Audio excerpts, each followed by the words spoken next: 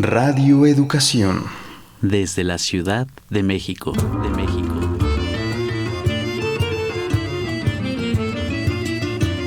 Somos paisaje interno. Somos paisaje interno. Somos paisaje interno. En constante proceso de transformación. Lo social nos condiciona. La emoción nos mueve. Y nuestra percepción crea la realidad.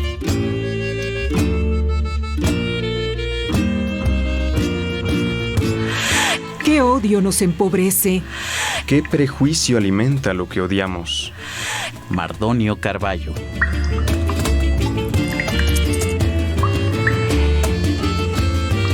Dejemos de ser espectadores.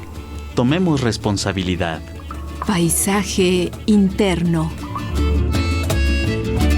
Paisaje interno.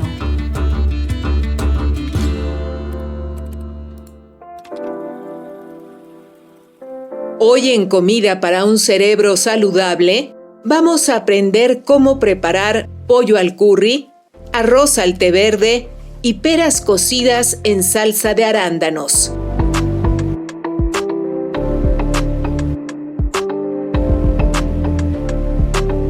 Uno no puede pensar bien, amar bien, dormir bien, si no ha comido bien. Virginia Woolf, escritora británica.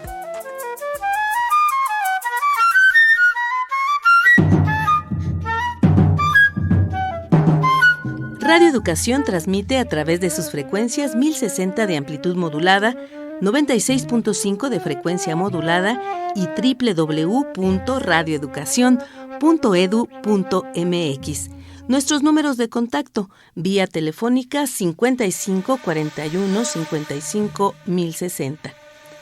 Vía WhatsApp 55 12 33 29 15. Paisaje interno para el mundo. Usted que nos sintoniza ha escuchado sobre cómo la ciencia ha determinado que la malnutrición y la desnutrición están asociadas con alteraciones cerebrales. Le invitamos a ser parte de esta emisión grabada de Somos Paisaje Interno, en la cual la música juega un papel esencial. Las canciones nos persiguen, van lado a lado contando nuestra historia. El desarrollo del cerebro es un proceso de alta complejidad, pues este se encarga de recibir señales de diferentes órganos que se integran para emitir respuesta, asegurando las funciones de control del organismo. Asimismo, es responsable del pensamiento, la memoria, emociones y lenguaje. Por tanto, consume más del 20% de la energía total del organismo. Dentro de los alimentos que nutren el cerebro podemos contar al pescado, las fresas, manzanas, aguacate, brócoli, los frutos secos, cacao y los cítricos, entre otros. Su aporte nutricional influye en la eficiente actividad y energía del cerebro, en la capacidad de memoria y concentración y en el estado de ánimo. Te invito a escuchar a Liliana Felipe con la canción A su merced, en la que nos presenta una variedad de frutas y verduras que forman parte de la dieta de los mexicanos y que sin duda también son alimentos que nutren al cerebro. Para todo el que disfruta de la verdura y la fruta, va este danzón dedicado a su merced, el mercado. Platicaban las naranjas que las limas son bien frescas, que la vulgar mandarina se siente tan querida, y aconsejadas las unas por la pérfida manzana, se agarraron de botana a las pobres aceitunas. Todo pasa,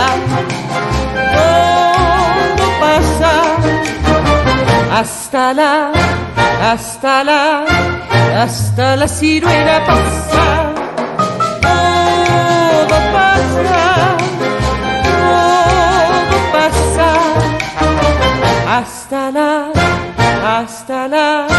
hasta hasta la ciruela pasa.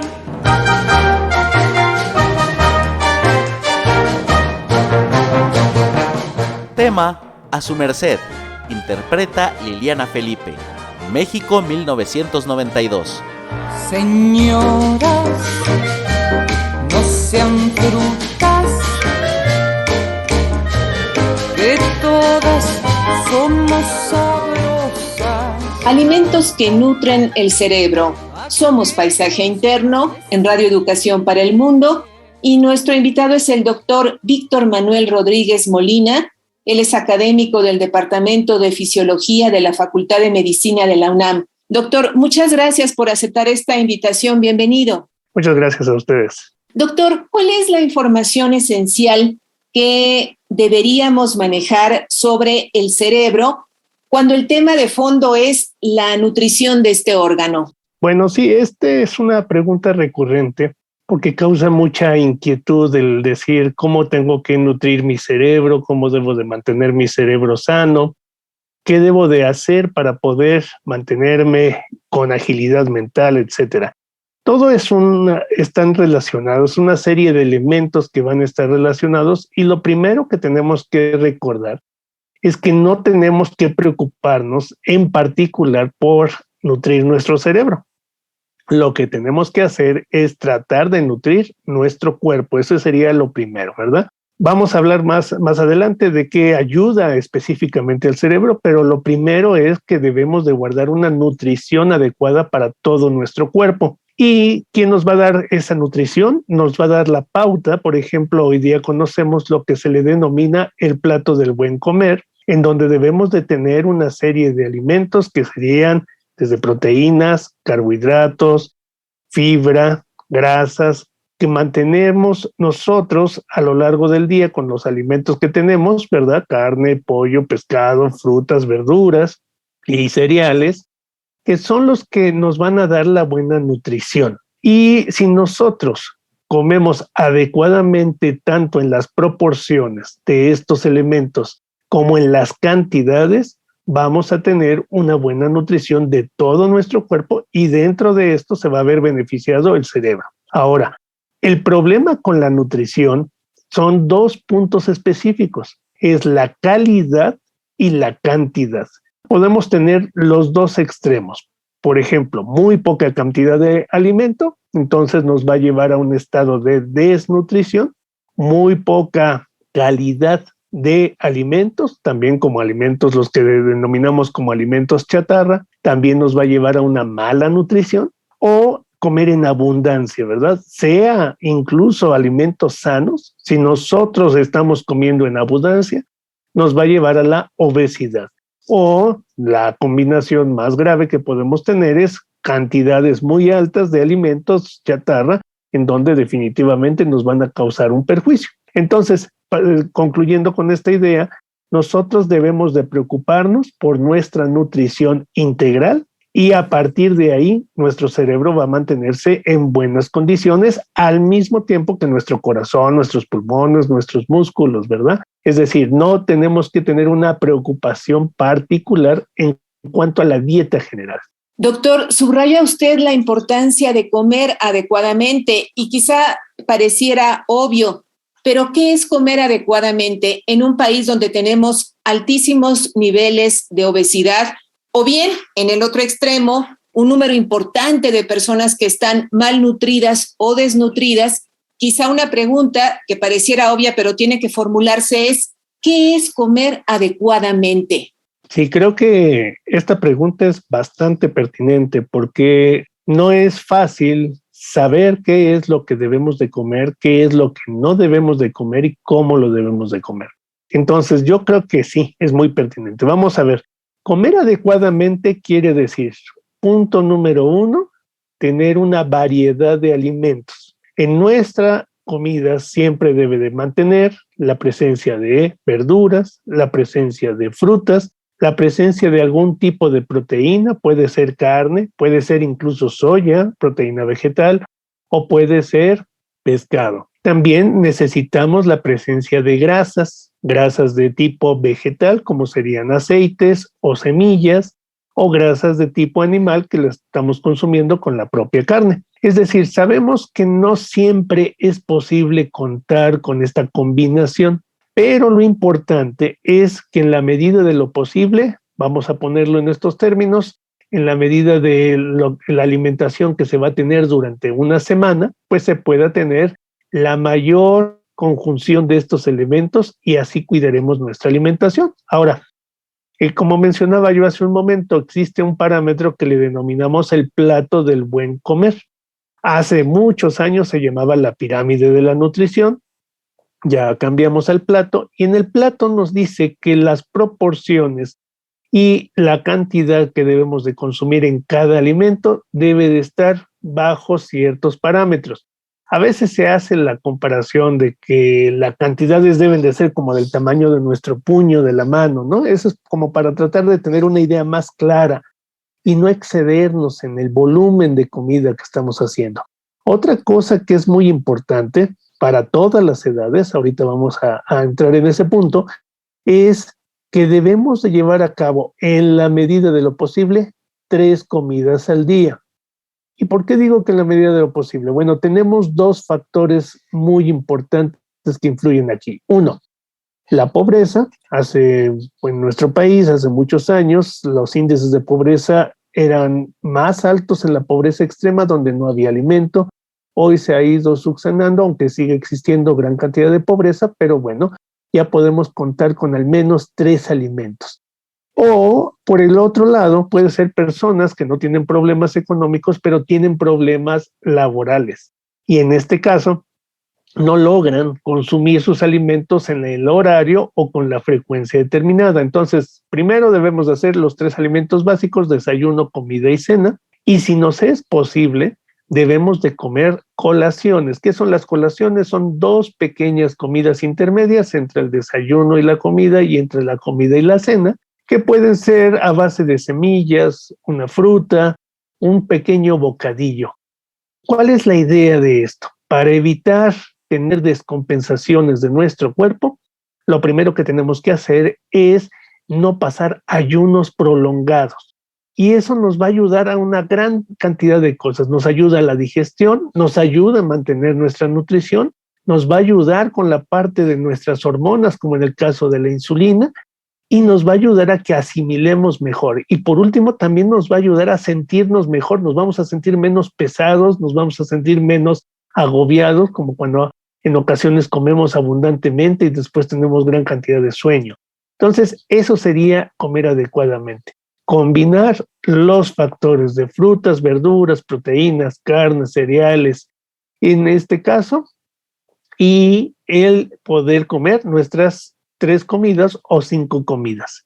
Cuando hay un tema de pocos recursos económicos, ¿cómo podemos adaptar lo que tenemos para comer de la mejor manera, doctor? Quiero decir, ¿qué podemos llevar a nuestra mesa con pocos recursos económicos, pero a la vez que nutran nuestro cuerpo y por tanto nuestro cerebro? Sí, esto es bien importante porque en la actualidad contamos a nivel mundial. Aquí vamos a tener un punto que es crítico, ¿verdad? Hablando de este tema. A nivel mundial hay un excedente de producción de alimentos. Es decir, se calcula que nosotros producimos, no me refiero a México, no estamos hablando a nivel global, que se produce casi el doble de alimentos o incluso más que lo que podríamos consumir todos los habitantes del planeta. Pero entonces, si existe este exceso de alimentos, ¿por qué puede haber personas que no lo tienen? Porque hay una mala repartición de esto, ¿no? Y ahora, esta pregunta es fundamental. En muchas ocasiones se tiene el error, ¿verdad?, de concepción de que para poder nutrirnos adecuadamente tenemos que consumir alimentos caros. Y esto es un error. Eso no es cierto. Nosotros podemos tener una nutrición adecuada con alimentos de buena calidad y de bajo precio. Entonces, vamos a empezar diciendo, pues lo que no debe de faltar en nuestra mesa son frutas. Quisiera decir algo antes de hacer la enumeración, porque sí, aquí tenemos que tener muy claro este punto. Hoy día es muy fácil el consumo de algún tipo de alimento por lo económico que pueden ser los alimentos procesados. todo lo que venga empaquetado, sea en una lata, en una bolsa, en una caja, todo lo que está empaquetado es un alimento procesado. Y de entrada tenemos que decir que hay que evitar al máximo este tipo de alimentos. Esto no deberíamos de consumirlo bajo ninguna circunstancia. Otra vez regresamos, a veces por el bajo precio que tienen es a lo que se recurre. Bueno, entonces retomando, ¿qué deberíamos de tener en nuestra mesa aunque no tengamos los recursos económicos? Entonces frutas, alguna fruta, la que sea, no tenemos que consumir frutas específicas, es la que sea. Verduras también, la que sea, que creo que estos son los dos parámetros que podríamos tener a la mano, ¿verdad?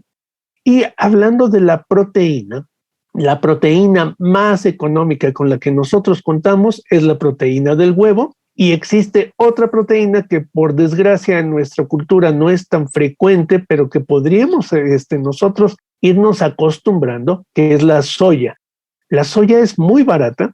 Soya no me refiero a aceite, me estoy refiriendo a cualquier tipo de soya, incluso puede ser desde los frijoles de soya hasta los elementos de soya desecados que se venden.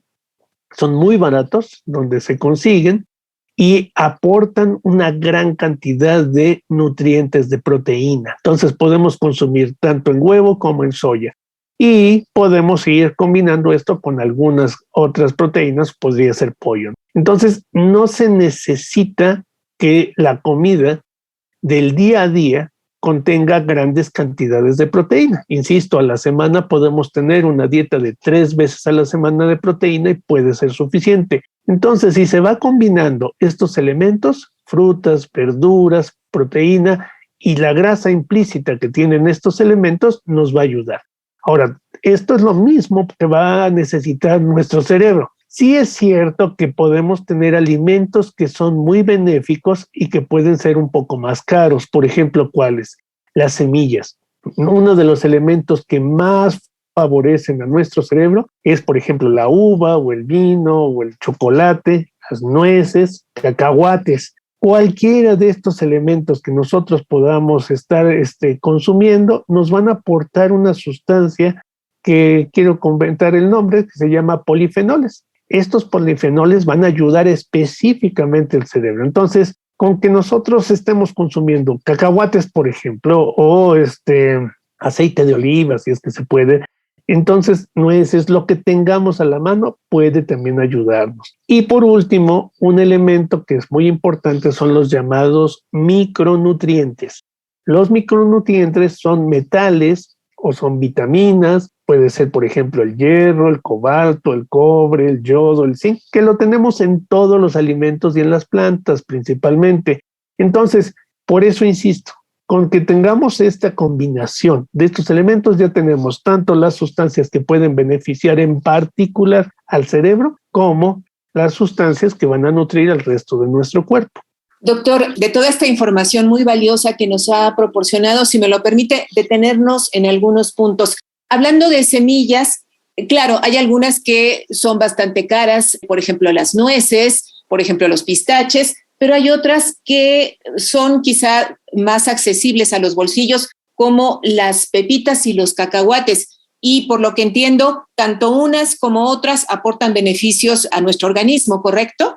Sí, es decir, tenemos una gran cantidad de alimentos que nos pueden ayudar y no tenemos que consumirlos todos. Entonces, en la región donde nosotros vivimos, podemos seleccionar, por ejemplo, hablando de esta sustancia que va a ayudar al cerebro, que son los polifenoles, pues de hecho tenemos polifenoles desde las frutas y las verduras, por ejemplo. Ahora, si yo combino fruta, verdura y cacahuates, o nueces, o aceite de linaza, o semillas de linaza, o las propias pepitas, puede irme ayudando.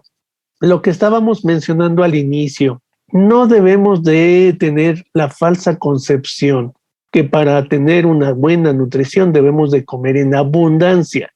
No estamos diciendo que estos alimentos se deban de consumir en grandes cantidades. Entonces, por decir algo, o sea, un pequeño puñado de semillas que tengamos y que nos duren una semana, 2 semanas o al mes, dependiendo cuánto compramos, ¿verdad?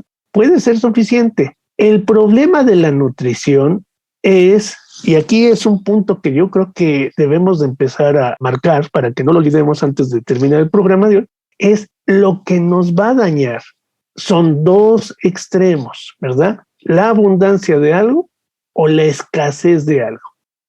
Por eso esas dietas que dicen, es que yo voy a hacer una dieta donde no voy a consumir absolutamente nada de grasas o absolutamente nada de carbohidratos, es un error y está dañando su salud. O por el contrario, tener una dieta muy abundante en carbohidratos, muy abundante en grasas, también es un error. O por ejemplo, las personas que puedan hacerlo, una dieta muy abundante en proteína, ¿no? También nos va a dañar. Entonces, no hay sinónimo de abundancia con nutrición. El sinónimo de buena nutrición es la combinación de estos elementos, ¿sí? Y siempre tendremos que buscar lo que tengamos a mano en nuestra zona. Otro punto de lo mencionado anteriormente, nos hablaba usted de la proteína del huevo como una proteína de excelente calidad y además que es relativamente barata. Y en torno al huevo se han creado una serie de mitos. Por ejemplo, el que consumirlos con frecuencia eleva los niveles de colesterol. ¿Esto es cierto, doctor? Sí, este es un debate que ya tiene pues más de 20 años, ¿verdad? Que se estableció. Incluso hay estudios que han tratado de buscar en dónde surgió el origen de este mito del colesterol. Sí es cierto que el huevo tiene cantidades de colesterol importantes, sin embargo, no alcanzan los niveles de colesterol que podría alcanzar, por ejemplo, una gran cantidad de carne de cerdo, por ejemplo, o de res, ¿verdad? Que también tienen colesterol, tienen abundantes. El huevo siempre había sido una de las proteínas de mejor calidad y más económicas. Últimamente ha subido el precio, sin embargo, se conserva como una muy buena opción. Y otra vez, un huevo diario puede no ser lo ideal, pero tampoco lo va a dañar, ¿no? Un huevo cada tercer día, pues podría ser lo ideal. Si se combinara el huevo, por ejemplo, con la soya, es decir, algunos días comer huevo, otros días comer soya, sería perfecto. Tendría una muy buena nutrición. La soya no nos estaría aportando el colesterol que aportaría el huevo y nos estaría aportando un ácido graso que se llama omega 3, que también nos va a ayudar muchísimo para el cerebro. Entonces, sí, la combinación es lo importante. No hay que tener en abundancia una sola cosa, no hay que comer diario una sola cosa, sino que tenemos que ir haciendo una variación de este tipo de elementos. Sí podemos combinar, pues dependiendo del área geográfica donde vivimos, con pescado, por ejemplo, pues sería excelente, ¿verdad? Nos hablaba usted de la importancia de la soya como proteína y también nos decía que en nuestro país no se consume con la abundancia que podría hacerse. ¿A qué se debe esto, doctor? ¿Qué factores han, propiciado que no seamos grandes consumidores de soya? Sí, yo lo atribuyo más a un aspecto cultural. Y el punto es de que la soya no es tan accesible en nuestro país como lo son otro tipo de leguminosas, ¿no? Los propios frijoles. Y en este caso no es tan fácil. Si nosotros vamos a un mercado y donde venden las semillas, podríamos conseguir esta soya, ¿verdad?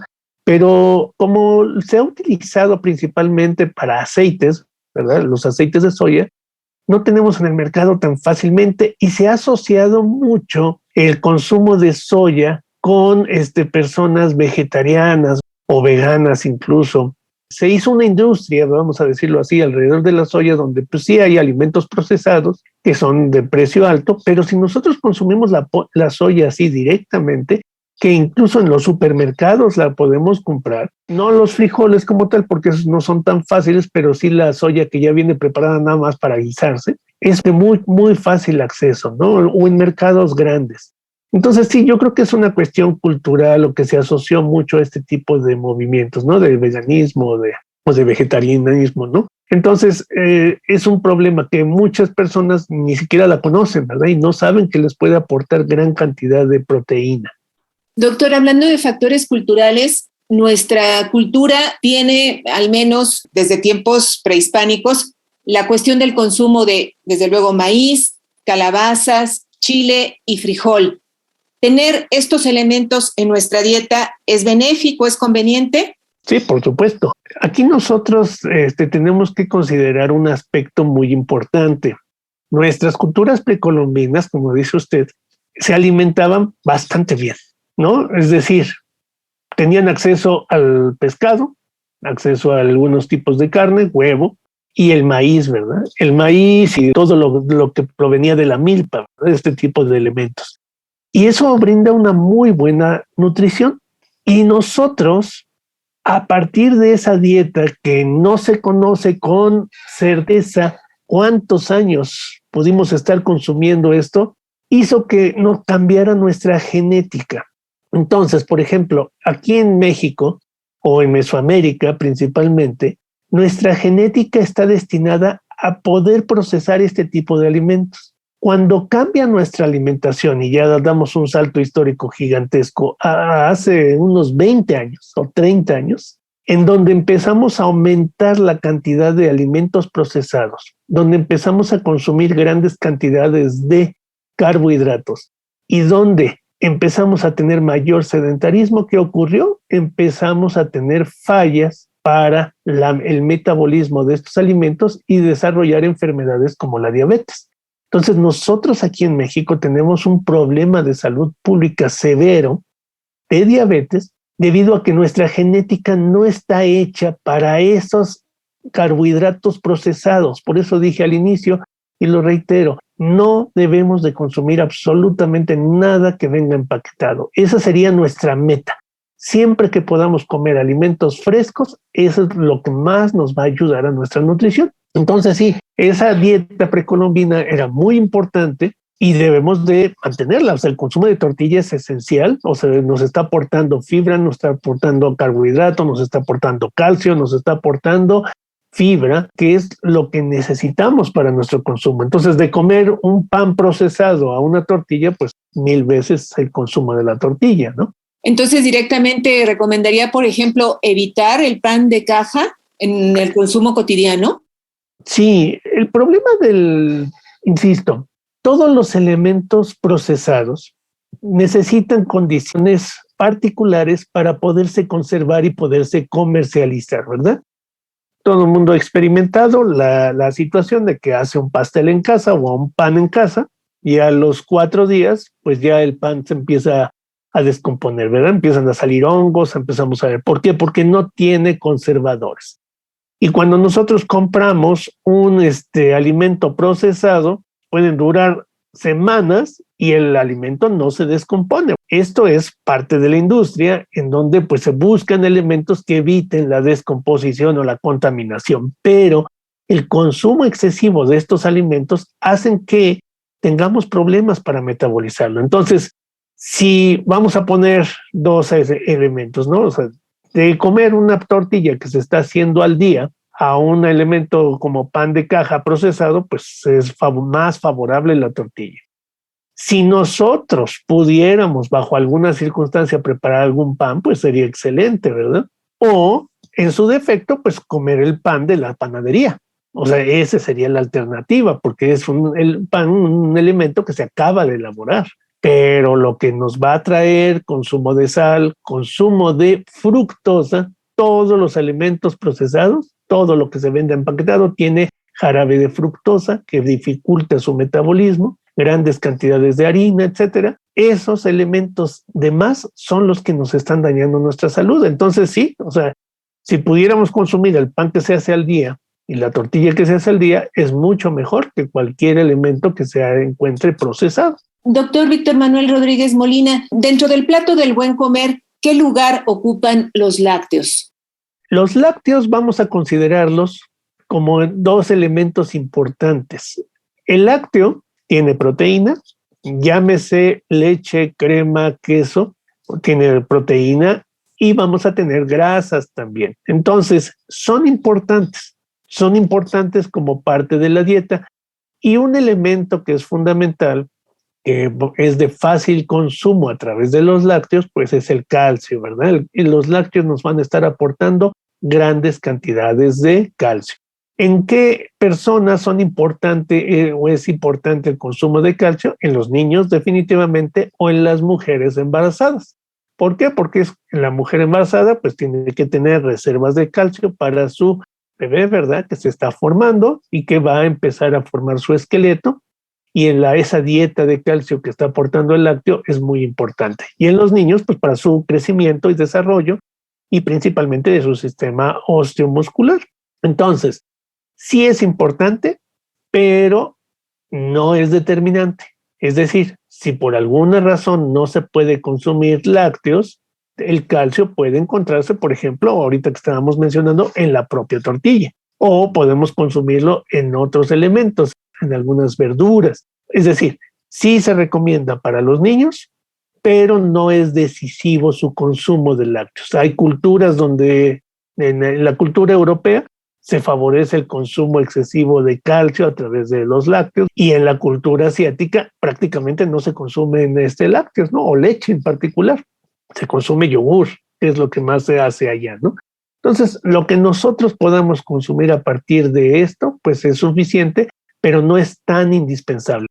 Como fuente proteica puede ser importante, sin embargo, por desgracia, también tenemos que tener mucho cuidado qué tipo de leche consumimos. Hoy día se comercializan leches que no son leche, o sea, se venden como si fuera leche en la marca, ¿verdad? Pero cuando nosotros vamos a ver los ingredientes, vemos que dice sustitutos o componentes que simulan la leche.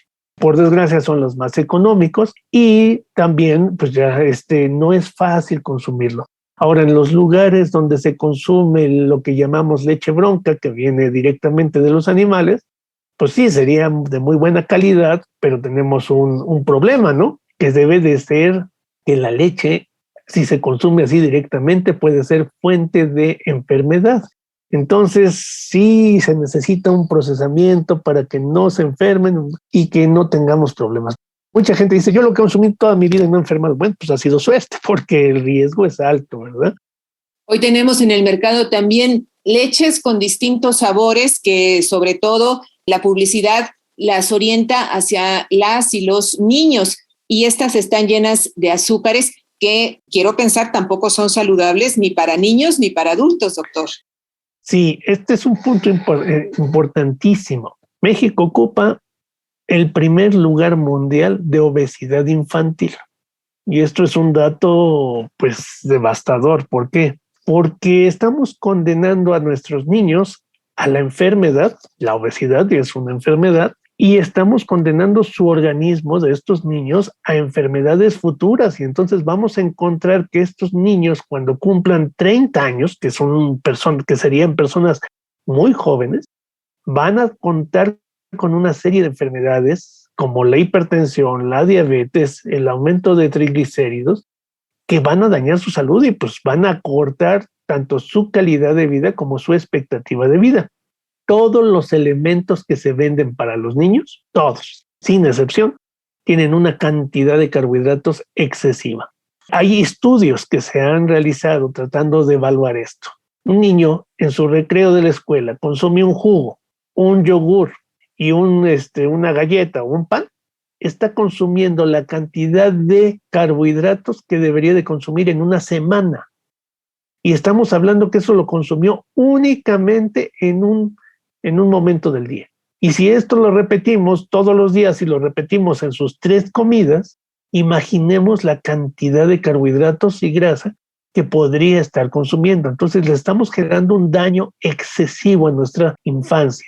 Entonces, yo estoy hablando específicamente desde el punto de vista de salud. Entiendo perfectamente que este es un debate público en donde la prohibición de estos elementos chatarra pues ha generado controversias, pero no hay ningún estudio sobre el planeta entero que diga que estos alimentos puedan ser benéficos. El único beneficio, entre comillas, que pudiera tener, como lo mencioné yo al inicio, es que son de fácil acceso y que los encontramos prácticamente en todo el territorio, ¿verdad? Pero ese beneficio no suple nada, o sea, es decir, no aporta nutrición, no ayuda en nada. Entonces, pues en definitiva, lo mejor es que no lo consuman. Y sí, en el caso de los niños es todavía mayor la supervisión que se tiene que tener de ellos para evitar en la mayor parte del día este consumo. Y ya no digamos el de las bebidas azucaradas, ¿no? Las bebidas azucaradas, los refrescos o las sodas, como se les diga. Nosotros en México también tenemos el primer lugar mundial de consumo de este tipo de situaciones, que nos están aportando otro extra de glucosa o de carbohidratos de otro tipo. No debemos de consumir. Además de que los refrescos nos llevan finalmente recursos económicos que bien podríamos orientar hacia alimentos que realmente sean saludables y aporten beneficios a nuestro organismo, doctor. Sí, el problema es un problema sociocultural, ¿verdad? Nosotros ya hemos hecho una cultura del consumo de este tipo de bebidas, en donde pues ya hasta tenemos nuestra marca favorita, nuestro tipo de refresco favorito, etcétera, etcétera, y no podemos despegarnos de ellos. Pero, por ejemplo, si comparamos en ocasiones el precio que se puede tener de leche con respecto al refresco, en algunos casos es más caro el refresco que incluso beber leche. O la falta de costumbre, también este punto, a beber agua natural. O sea, en muchas ocasiones hay personas que nunca beben agua natural. Y no me estoy refiriendo al agua embotellada, estoy refiriéndome a agua que podemos servir en casa, ¿verdad? O utilizar un filtro para tener un agua de buena calidad y que nosotros podamos consumir regularmente. Pues hay gente que no lo consume, ¿no? Entonces sí se hace un problema cultural porque las familias se van acostumbrando al consumo de un elemento determinado y lo promueven en las generaciones que siguen, y así se perpetúa esa alteración. Por eso se entiende perfectamente desde el punto de vista de salud pública que no es algo de fácil combate, porque a pesar de que no se vendiera, pues la gente está acostumbrada a ese consumo y lo va a demandar. Lo que necesitamos hacer es una educación, una reeducación de qué debemos de comer y qué no debemos de comer, y poco a poco, ¿no? En algunos niños, por ejemplo, donde sí se ha promovido en las escuelas este consumo, ya empiezan poco a poco a rechazar estos elementos, pero el problema es importante, va a generar este tipo de alimentos cierto tipo de adicción. Entonces es muy difícil no consumirlos, ¿verdad? Porque ese es el propósito de los fabricantes, evitar que yo deje de consumirlos. Entonces sí es un combate bastante difícil, pero que no debemos de bajar la guardia bajo ninguna circunstancia. Esta es una emisión grabada de Somos Paisaje Interno. El tema de este día, alimentos que nutren el cerebro. Nuestro invitado es el doctor Víctor Manuel Rodríguez Molina. Él es académico del Departamento de Fisiología de la Facultad de Medicina de la UNAM. A nuestras audiencias comentarles que si quieren comunicarse con el equipo de esta serie, les pedimos que envíen un mensaje a nuestras redes sociales. Nos encuentran como Somos Paisaje Interno. Yo soy el doctor Oscar Prospero y me dedico a estudiar a las funciones del cerebro y, entre otras cosas, el efecto que tienen los alimentos sobre las funciones del cerebro. El cerebro necesita consumir ciertas sustancias que solamente las adquirimos a partir de comer pues, los alimentos. Entonces, el cerebro tiene sus neuronas, que son las células que conforman, pues, digamos que la red funcional del cerebro. Y estas neuronas se comunican entre sí por medio de neurotransmisores. Los neurotransmisores son moléculas que se liberan de las neuronas para hacer que se comunique una neurona con la otra. Es una especie de jugo que libera cada neurona y lleva a cabo la comunicación con una siguiente neurona. Estos neurotransmisores pues, son moléculas químicas que el cerebro mismo sintetiza, es decir, los grupos neuronales sintetizan uno u otro neurotransmisor. Lo hacen a partir de elementos químicos que comemos y que extraemos de los alimentos que consumimos, entre ellos pues carne de animales como carnes rojas, de res, de cerdo, o carnes blancas como de los pescados y las aves. Y todos estos elementos nos proveen de los ladrillos fundamentales, por decirlo así, de las moléculas que necesita el cerebro para llevar a cabo las funciones. Hay diversos tipos de neurotransmisores. Hay neurotransmisores para poder poner atención, para poder memorizar las cosas, y hay neurotransmisores incluso para dormir, y no solamente para dormir, sino también neurotransmisores para soñar.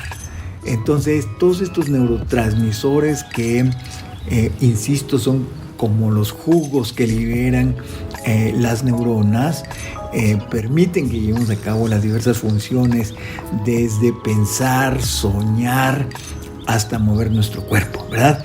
Entonces, a mí me gusta decir que los neurotransmisores transforman la materia en pensamientos, transforman la materia en sueños, transforman la materia en ilusiones. Tenemos que comer todos los alimentos que le van a proveer al cerebro de los ladrillos, como acabo de decir, para que el cerebro sintetice toda la cantidad de neurotransmisores que necesitamos para llevar a cabo las diversas funciones que nos hacen ser las personas que somos, los humanos que somos y participar de nuestra comunidad. Yo soy el doctor Oscar Prospero y mi paisaje interno lo lleno fortaleciendo mis vínculos afectivos con mi esposa, mis hijos, mis amigos.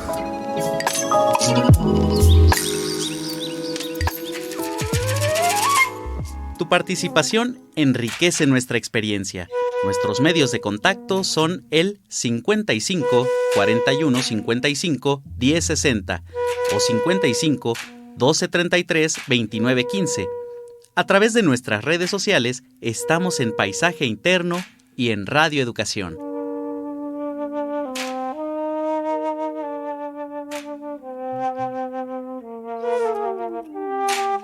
Y continuamos con esta entrevista grabada. El tema de este jueves, alimentos que nutren el cerebro. Nuestro invitado es el doctor Víctor Manuel Rodríguez Molina. Él es académico del Departamento de Fisiología de la Facultad de Medicina de la UNAM.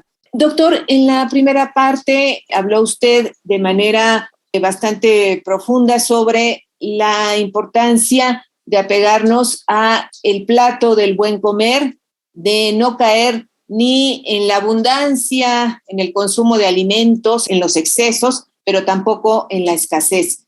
¿El ejercicio juega algún papel en esta ecuación? El ejercicio es la base, vamos a decir así, de esta ecuación.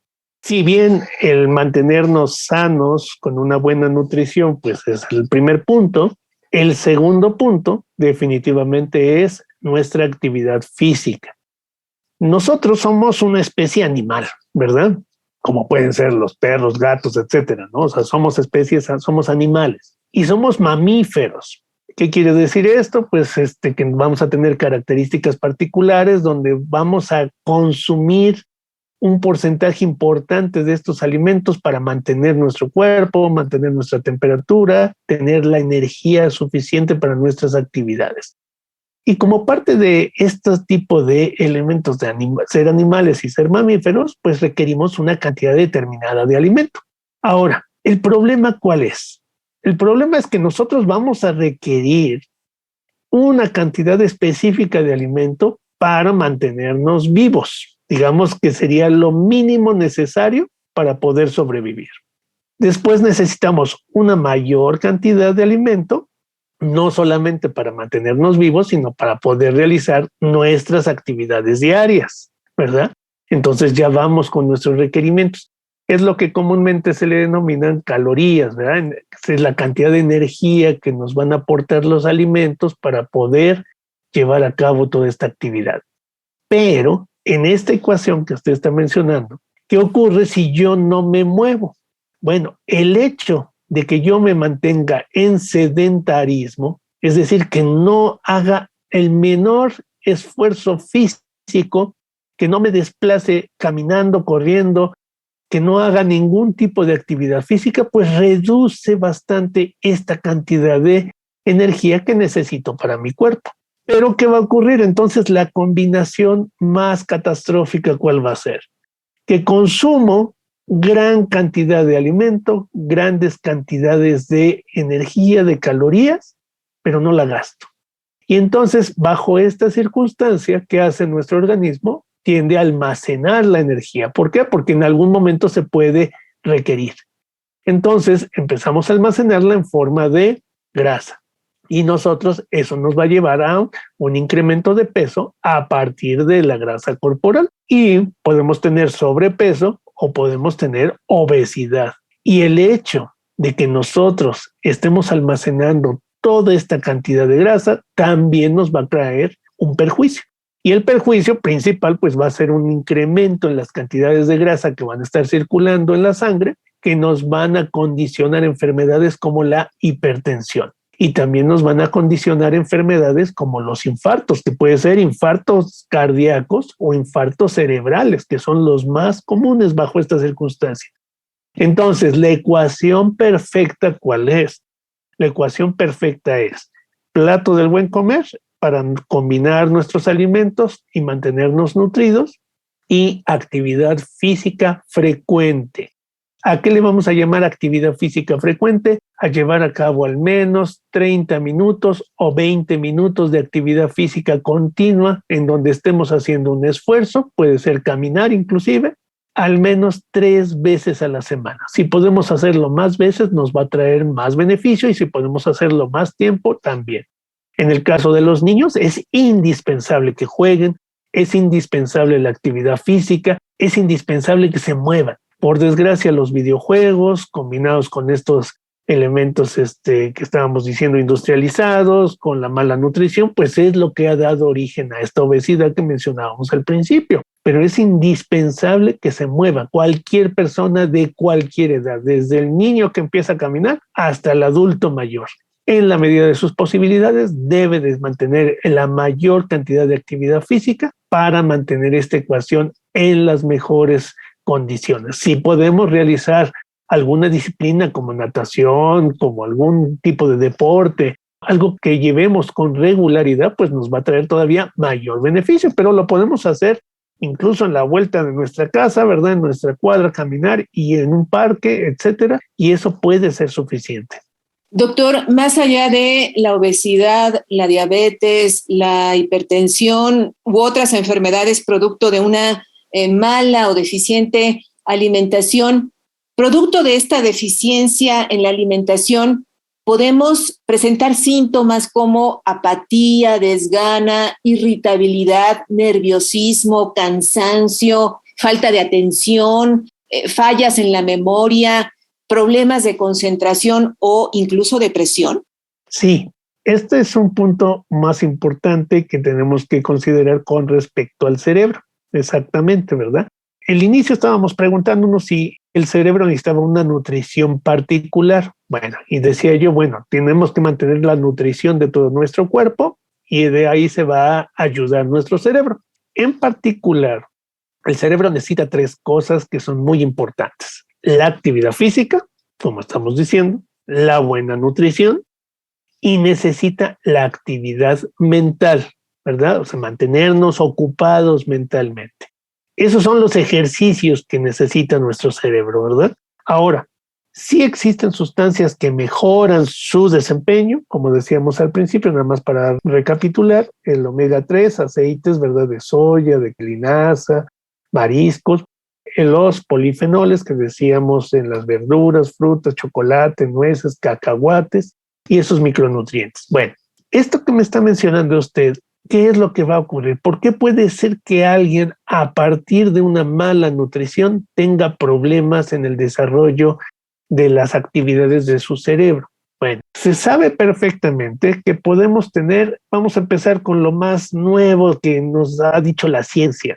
Recientemente, alrededor de unos 15, 20 años, se empezó a estudiar que existía una relación entre los edulcorantes y la actividad de nuestro cerebro. ¿Qué son los edulcorantes? Los sobrecitos que utilizamos para sustituir al azúcar, ¿verdad? Y poder endulzar nuestras bebidas. Eso modifica algo que tenemos en el intestino, todo lo largo del intestino, que es la biota intestinal, ¿verdad? Que son una serie de bacterias y de elementos que viven ahí y que nos ayudan a nuestra nutrición. Y que si nosotros no les damos azúcar, ¿verdad? Glucosa como tal, se altera. Y se supo, el hallazgo importante fue que a partir del cambio de la biota intestinal podíamos tener cambios en los neurotransmisores. ¿Qué son los neurotransmisores? Sustancias que ayudan al funcionamiento del cerebro para poder intercambiar información entre las neuronas. Entonces sí, fue la primera hallazgo, fue un estudio muy importante porque nos está relacionando algo que tiene que ver con nuestra alimentación, con nuestro consumo, ¿verdad? El tipo de consumo de alimentos, como serían en este caso los edulcorantes, y la falla o alteraciones en funcionamiento cerebral. Y se vio que podía alterar estos neurotransmisores, alterando parte de su funcionamiento, como dice usted, con cambios de humor, con cambios de concentración, con letargo, por ejemplo, dificultad para pensar con rapidez, etc. Por otro lado, aparte de este hallazgo, también sabemos, o ya se ha estudiado, que el hecho de mantenerse en obesidad es un factor de riesgo, un factor que puede predisponer al desarrollo de depresión. Entonces se vuelven círculos viciosos, ¿verdad? La falta de actividad física, la mala nutrición, es un círculo vicioso que puede ir deteriorando nuestra actividad cerebral, nuestro ánimo, nuestro desempeño, y la falta de desempeño, la falta de interés, la falta de concentración, a su vez va a alterar nuestro cuerpo. Entonces, estamos haciendo círculos viciosos muy, muy difíciles de romper. ¿Cómo podemos romperlo? Lo primero, antes de incluso de modificar nuestra dieta, podemos empezar a hacer ejercicio. Ese sería el detonante número 1 para activar el cerebro. Y después, pues ya tener una dieta adecuada. Recordemos que el cerebro no puede funcionar si no le llega adecuadamente sangre. Y si tenemos alteraciones en el aporte de sangre del cerebro, pues entonces va a fallar. Es un conjunto, todo nuestro cuerpo no lo podemos ver como elementos separados, es un conjunto. Entonces yo mejoro mi actividad física, mejora mi actividad cardiovascular, mejora mi actividad cerebral, y eso me va a ayudar a poder mejorar también mi dieta, ¿verdad? Me voy a ir ayudando poco a poco. E insisto, y esto no está limitado a ningún grupo de edad, desde los niños hasta los ancianos. Y pues el problema pues es que nos debemos de hacer una costumbre de actividad, ¿verdad? Para poder mejorar. Pero sí hay relación entre esta mala nutrición, esta obesidad o esta desnutrición y el funcionamiento del cerebro. ¿Cómo podemos seguir el trabajo del doctor Víctor Manuel Rodríguez Molina y desde luego también tener mayor información sobre el tema que hoy hemos abordado? Sí, muchas gracias. Pues me pueden seguir por Twitter. Mi cuenta es vicm_Rodríguez M. Y ahí pues comparto mucha información, o por mi página que es victormrodriguez.com. Entonces en estas dos pueden seguirme y ahí comparto mucha información. Pues agradecer muchísimo a nuestro invitado, al doctor Víctor Manuel Rodríguez Molina, por su presencia en Somos Paisaje Interno. ¿Algo más antes de despedirnos, doctor? Pues reiterar lo que a lo largo de la plática dijimos y que es muy importante: evitemos el consumo de cualquier alimento o bebida industrializado. Eso va a ser el principio de una mejor salud. Muchísimas gracias, doctor. Muy buenas tardes. Muchas gracias a ustedes. Desde un punto de vista multidisciplinario, los autores del libro Alimentación y Cerebro toman en cuenta factores a la hora de elegir la comida, la cual impacta al cerebro para la toma de decisiones. Te invitamos a descargarlo en línea. Sus coordinadores son Carlos Alberto Castillo y Beatriz Rodríguez, de la Universidad de Castilla-La Mancha. En marzo de 2020, Deutsche Welle produjo el documental Nuestro cerebro es lo que comemos, en el que devela cuál es la alimentación que beneficia a nuestro cuerpo y contribuye a nuestro desarrollo. Te invitamos a buscarlo con su nombre en YouTube. En la parte final de este programa, vamos a darnos un momento para escuchar nuestro paisaje interno.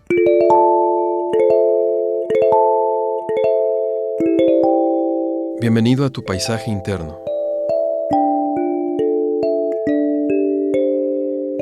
Comer es meditar. Empecemos por un par de respiraciones de manera consciente. Inhala, exhala. Para llamar tu atención aquí, hagamos que sean 3 inhalaciones y exhalaciones. La próxima vez que estés comiendo, inicia así, con algunas respiraciones conscientes para traer tu atención de vuelta. Acomoda tu cuerpo para sentirte atenta, atento, y prueba a dar un trago de agua. Siente cómo va llenando tu boca de sensaciones diversas de temperatura, formas y sabor. Prepárate para el primer bocado. Sea lo que sea que vayas a comer, esta vez haz una pausa y al menos imagina que es la primera vez que vas a probar eso. En algún nivel, tú sabes que esto es cierto, porque este instante es nuevo siempre. Pruébalo y siente la textura entregándose a tus labios, a tus dientes, a tu saliva, lengua y boca entera. Date cuenta de los movimientos de tu lengua, de tus músculos, de tu mandíbula. Respira de nuevo. Siente el sabor. ¿Por dónde se derrama el sabor? ¿Cómo te haces consciente del mismo? Tal vez en algún lugar de tu lengua se hace más patente y tangible, o tal vez sea en una especie de vapor que sube al interior de tu boca, como si buscara el olfato dentro de ti.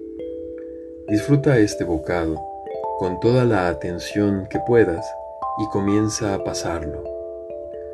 Pregúntate a ti misma, a ti mismo, si este sabor te pide algún otro sabor, como cuando se nos antoja algo con limón, con salsa, con dulce, con crema o sal. ¿Será que te pide también el sabor de un agua en especial? ¿De limón o de Jamaica? ¿De alguna salsa? ¿De alguna ensalada? ¿De algún tipo de postre en especial? Volver a la atención en la comida es redescubrir los sabores, y redescubrir los sabores es abrirse a redescubrir los saberes, porque saber es sabor, sabor es saber. ¿Y por qué habría de ser diferente lo que comemos que lo que vivimos, lo que caminamos, leemos, conocemos o cantamos?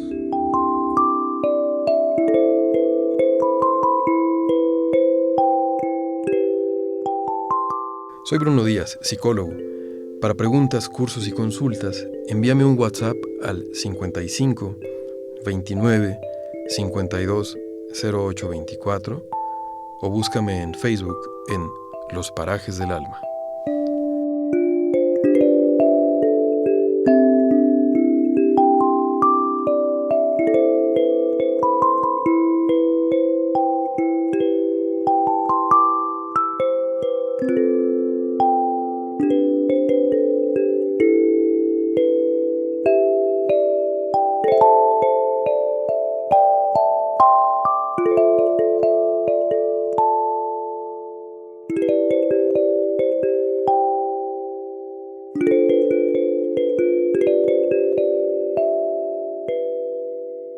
Participamos en este programa nuestros entrevistados, los doctores Víctor Manuel Rodríguez Molina y Óscar Prospero García, el psicólogo Bruno Díaz y el equipo de producción de esta serie, Marlene Reyes, Daniel García, Eliud Hernández, Edith Díaz, Ana Leticia Vargas y en la producción, Guadalupe Sánchez López.